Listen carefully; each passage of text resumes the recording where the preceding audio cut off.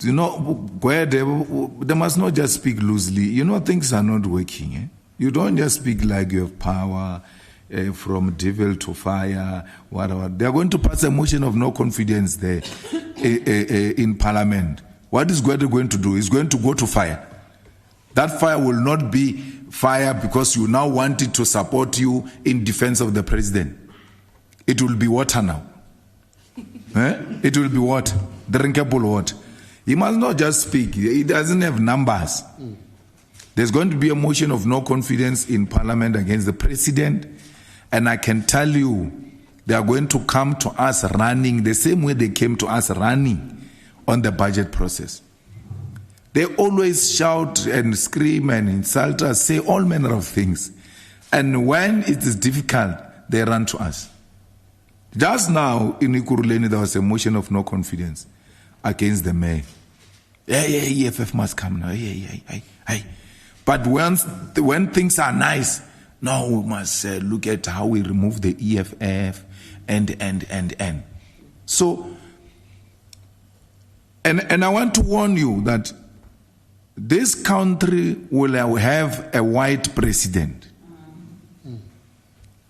This country will stay in Ezen as a president if the ANC is going to behave the way it's behaving.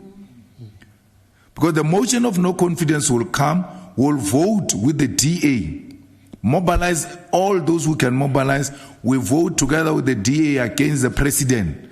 And then when it is time to elect a president, we abstain. And the ANC loses. We abstain. And this we told them in 2016, they never believed it. It's going to happen in South Africa now, you'll see. With this kind of attitude by the ANC, the arrogance of the ANC, even when it is being humbled, is still acting in an arrogant manner. We told them in 2016, you are going to lose metros. They thought we were playing. We went into those things.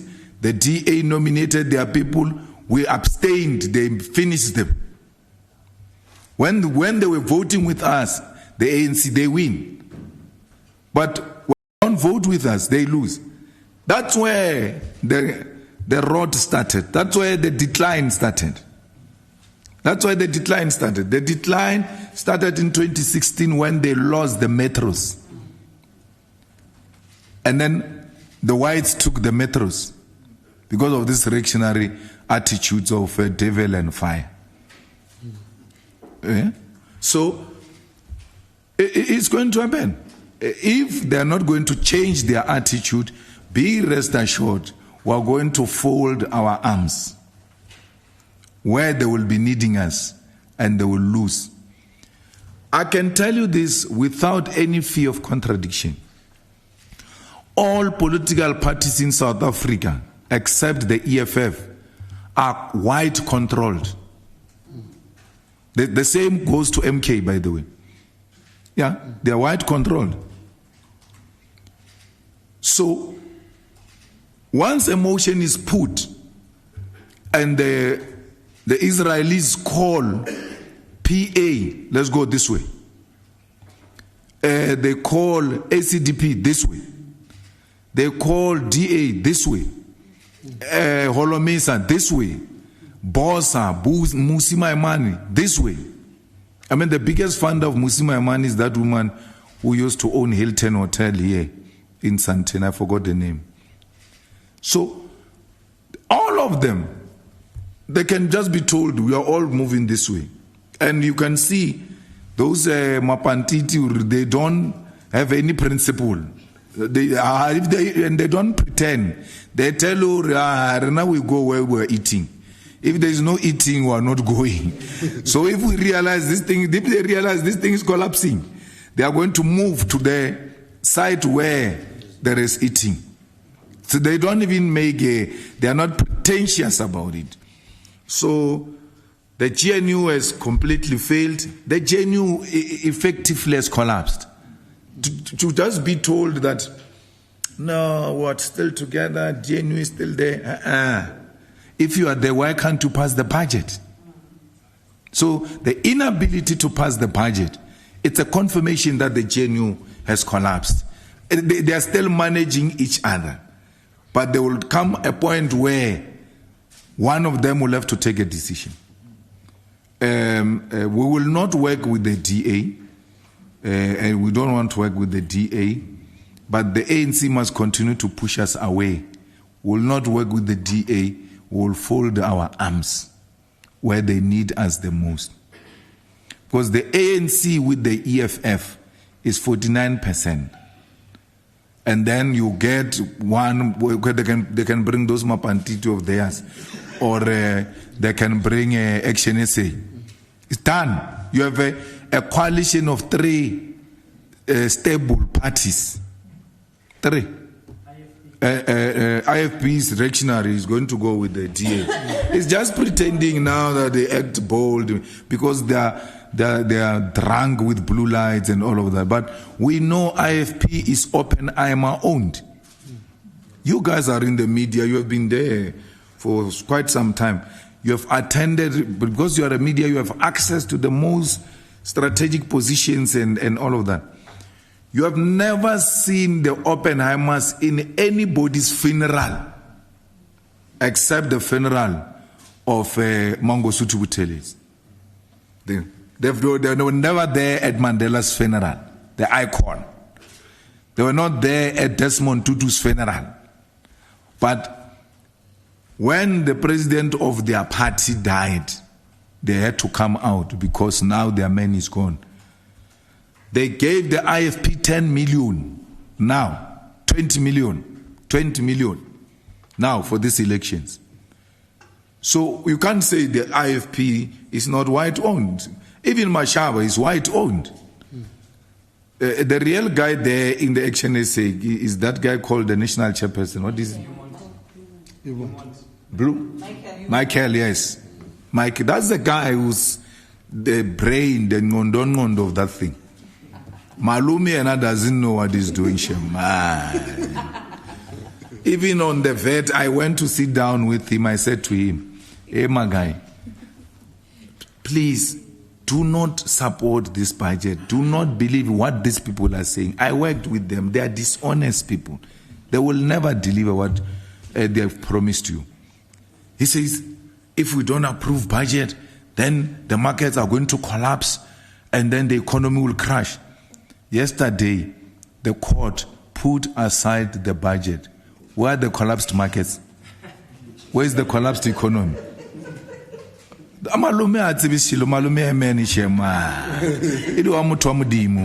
real person there is Michael. Yeah, so, and the PA told you straight, we are with Israel. Yeah, we are with Israel. And that's how they are being managed. So, if Isa doesn't resign, there's nothing we can do except to continue to put pressure. We have to put pressure on the president because we don't have confidence in the finance minister. And the president hopefully will see the reason why he needs to remove him. Or minister himself. If he had a decency, he should be resigning himself after all of this. We went first budget with the public money to go and pass the first budget. Public money used. When we arrived there, they said, there's no budget, go home. After utilizing the money, remember that day gets called special for him. No money. I mean, no budget. Money used, we left. Went second time to do illegal activities. Even when you are told this is illegal, they went to waste public money on illegal activities. We are now going for the third time. We are using public money. For third time, we are not sure if he's going to do the right thing or not, because he has not demonstrated in the past 2 failed budgets, that he's got the capacity to do the right thing. So we hope that they will listen to the logic in especially in the Committee on Finance. It's very important that we ought to put aside our political differences and then look at what is in the best interest of our country. Minister can come with a proposal, nothing stopping him. But we should have the capacity, and we're empowered by the law, by the way, to amend that proposal of the minister. Once amended, we now reach consensus in the committee, we take it to Parliament, we pass it. The ANC still wants to rule, and that's what we told them.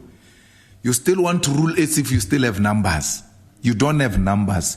You must accept that you don't have numbers. I even gave them a very silly example, but it's a good example which we've been told and when we're growing up, that when you are HIV positive, the first start for you to live a normal life is to accept that you are HIV positive. Then you start taking your medication, and then you live a normal life.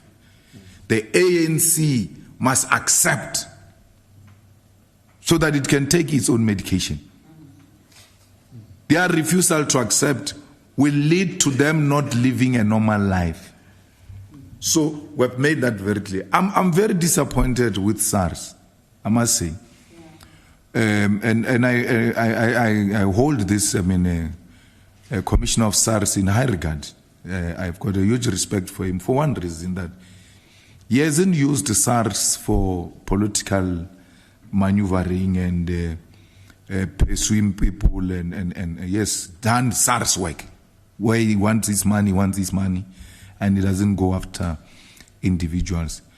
But for him to issue a letter or a statement saying people, those who are already adjusted to 15.5%, there's nothing wrong, will after 15 days reverse it, and then but otherwise the rest of you must pay 15%.